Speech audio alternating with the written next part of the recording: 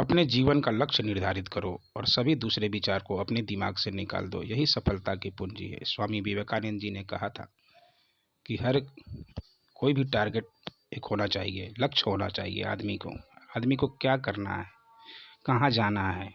इधर उधर भटकने से अच्छा एक लक्ष्य निर्धारित करें। नमस्कार दोस्तों, आप देख रहे हैं मेरा यूट्यूब चैनल प्री पाठशाला।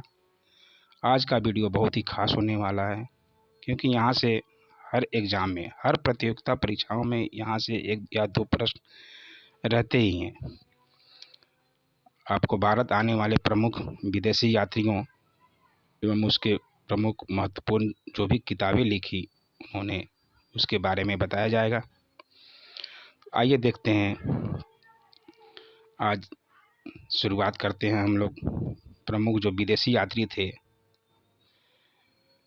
सिकंदर के आक्रमण के समय मेन यात्री जो आए थे, सिकंदर यात्री के पहले ही आने वाले यूनानी इतिहासकार थे, जिनको हीरोडोटस कहा जाता था, जिनको फादर ऑफ हिस्ट्री भी कहा जाता है। उनकी एक किताब थी हिस्टोरिका, जो कि बहुत ही प्रसिद्ध किताब थी। उसके बाद के हम लोग यात्रियों के बारे में पढ़ते हैं। पहला है मेगस्थनीज। मेगस्थनीज जो थे, ये चंद्रगुप्त मौर्य के दरबार में 305 ईस्वी में आए थे और ये सेलुकस के दूत थे। अब ये सेलुकस कौन थे? सेलुकस निकेटर नाम शायद आप जानते होंगे। ये सिकंदर के सेनापति थे।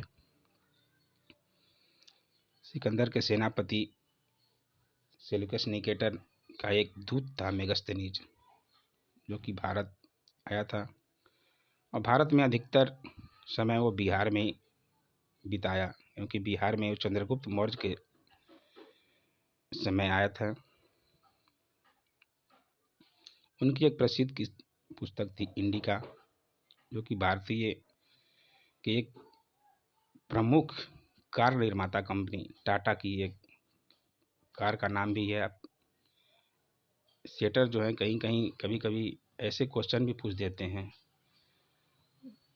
जो छात्रों की पहुंच से दूर होता है, लेकिन अगर आप सही से पढ़े होंगे, सही से सुने होंगे, सही जानकारी रखे होंगे, तो आप जो है प्रश्न को पकड़ सकते हैं।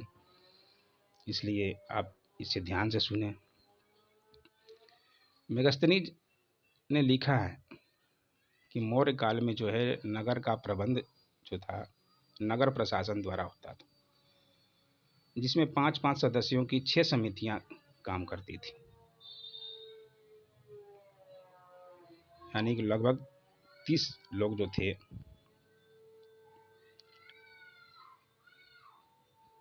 काम करते थे। दूसरा जो है फाहयान। फाहयान एक चीनी यात्री था, चीनी बौद्ध भिक्षु फाहयान। ये गुप्त सम्राट चंद्रगुप्त द्वितीय के समय आया था।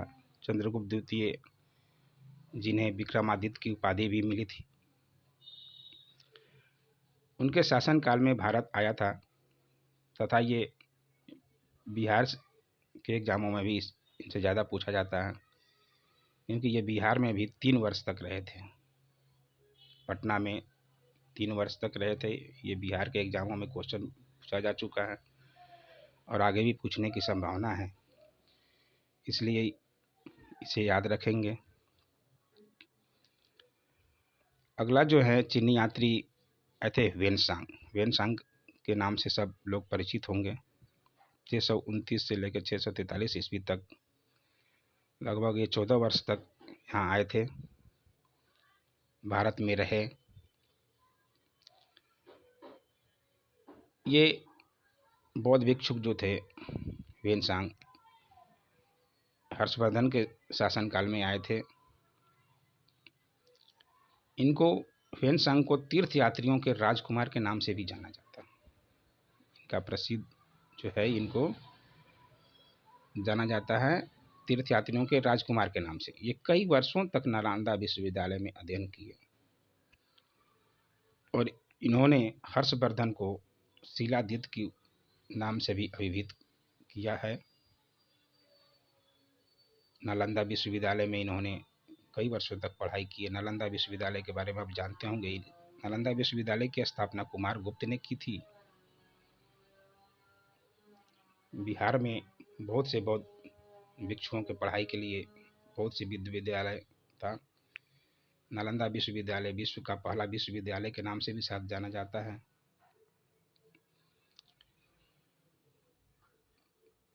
भागलपुर में एक अलग विश्वविद्यालय विक्रमशिला विश्वविद्यालय भी है, जिसको धर्मपाल ने खोला था। पाल वंश के धर्मपाल, और धर्मपाल ने नालंदा विश्वविद्यालय के खर्चे के लिए भी 200 गांव दान दे दिए थे, जिसे आप लोग याद रखेंगे। ये आने वाले एग्जामों में पूछा जाता है। चौथा जो यात्री थे इत्सिंग। इत्सिंग के बारे में है कि ये भी चीनी विद्वान थे और इन्होंने भी नालंदा विश्वविद्यालय में 10 वर्ष तक पढ़ाई की है। यह चीनी यात्री जो था बौद्ध धर्म और बौद्ध उपदेशों को ग्रहण करने के उद्देश्य से भारत आए थे।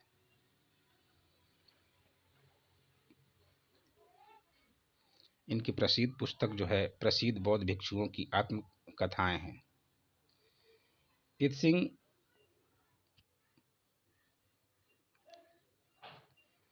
अपने साथ जो थे बौद्ध भिक्षु का प्रसिद्ध ग्रंथ त्रिपिटक है, उसकी 400 प्रतियां अपने साथ ले गए थे जाते समय। त्रिपिटक के बारे में जानते हैं, इसमें 3 पिटक होते हैं, सूत पिटक, विनय पिटक और अभिधम पिटक। उसकी 400 प्रतियां जो हैं ये अपने साथ लेकर चले गए थे। आगे देखते हैं। 5वें जो हैं अल-बरूनी। अल-बरूनी बहुत ही प्रसिद्ध इतिहासकार विद्वान थे। ये 1024 से 1030 तक भारत में आए। मोहम्मद गजनबी के साथ ही ये आए थे। मोहम्मद गजनबी जब का 16वां आक्रमण सोमनाथ मंदिर पर हुआ था। सोमनाथ मंदिर गुजरात के सौराष्ट्र में स्थित है। ये शिव जी का प्रसिद्ध मंदिर है।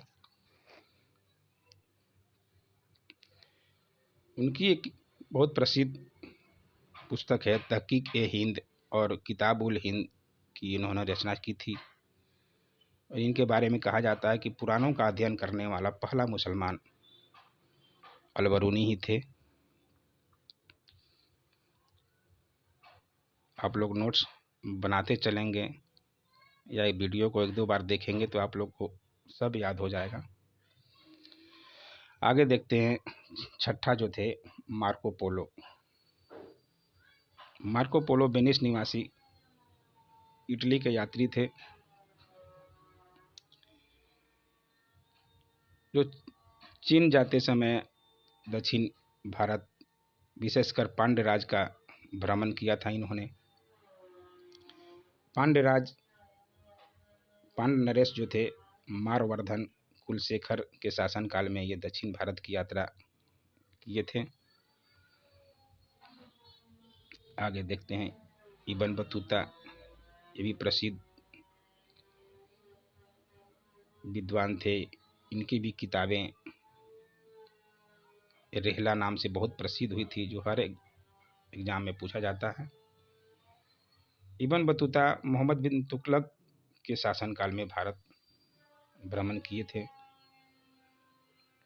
इनको जो था मोहम्मद बिन तुगलक ने दिल्ली का काजी नियुक्त किया था। बाद में 1342 ईस्वी के में सुल्तान का दूत बनाकर इनको चीन भी भेजा गया था। तो इनसे याद रखने लायक ये इतनी बातें ज़रूर याद रखेंगे। 8वें हैं निकोलो कोंटी। ये भी इटली के यात्री थे, जिसने देवराय प्रथम के शासनकाल में विजयनगर साम्राज्य का भ्रमण किया था 1420 से 1421 ईस्वी के लगभग। 9वें हैं Vasco D gamma. Vasco D gamma से आप सब लोग परिचित होंगे। ये पुर्तगाली भारत आने वाला प्रथम यूरोपीय बोला जाता है, जिनको पुर्तगाली नाविक केप ऑफ गुड होम के मार्ग से 1498 ईस्वी में कालीकट पहुंचे थे। 1498 ये डेट सबको याद होना चाहिए, जहाँ से पुर्तगाली लोग, यूरोपीय कंपनियां जो थी भारत आना चालू हुई थी। ये पहले थे वास्को डी गामा। ये कालीकट बंदरगाह पे पहुंचे थे, जहाँ के राजा जमुरी ने इनका भव्य स्वागत किया था। इस तरह से भारत में पुर्तगालियों का आना चालू हुआ। और उनका, वो यहाँ पे शासन करने नहीं आए थे, वो यहाँ पे व्यापार करने के लिए आए थे। यहाँ से वो लोग बहुत कोई सामान, मसाले ले जाते थे और वो लोग अपने यहाँ बेचते थे। कहा जाता है कि जब वास्को डी गामा पहली बार भारत आया था तो जमुरी ने उनका बहुत मदद किया था, और यहाँ से जो मसाले ले गए थे उससे वो वास्को डी गामा 60 गुना ज़्यादा पैसे कमाए थे।